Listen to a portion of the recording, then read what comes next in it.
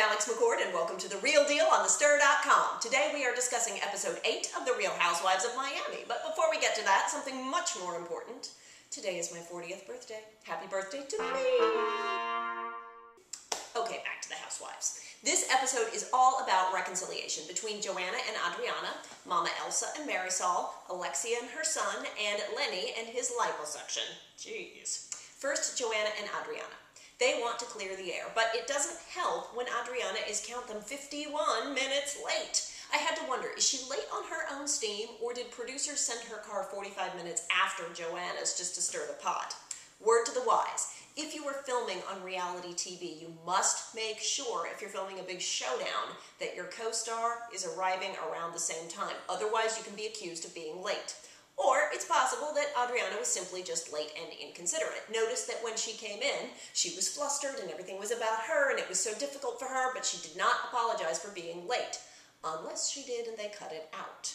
Once they actually started speaking, it was very clear. Adriana apologized for retweeting mean things about Joanna, and it seemed to be over.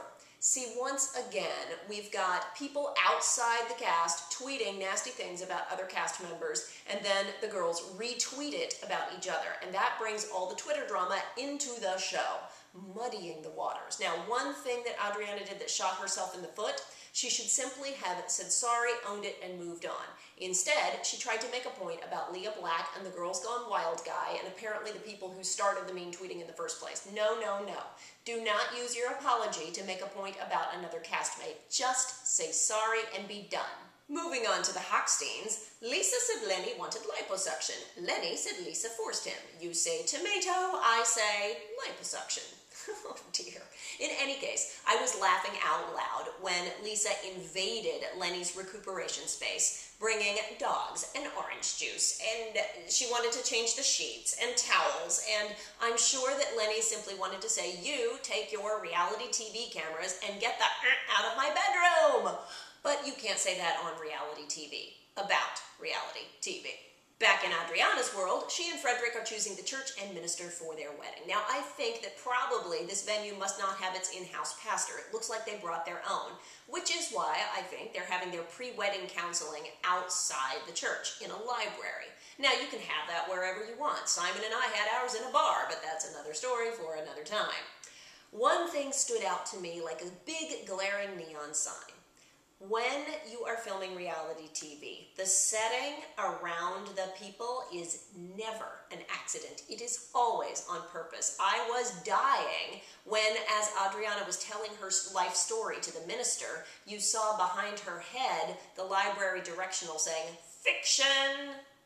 Okay, so we are meant to think either Adriana is lying or the producers are screwing with her, or both. Joanna and Roman finally managed to see the sex therapist at the same time, and aren't you wondering why these guys aren't having more sex? Yikes! So, the therapist gives them some homework. They have to go and do a role-playing thing. So, they set it up, it's in the bar, they both look fabulous, everything is sexy, and when they get to the hotel room, they both have different agendas, different fantasies they're trying to play out at the same time. Oy!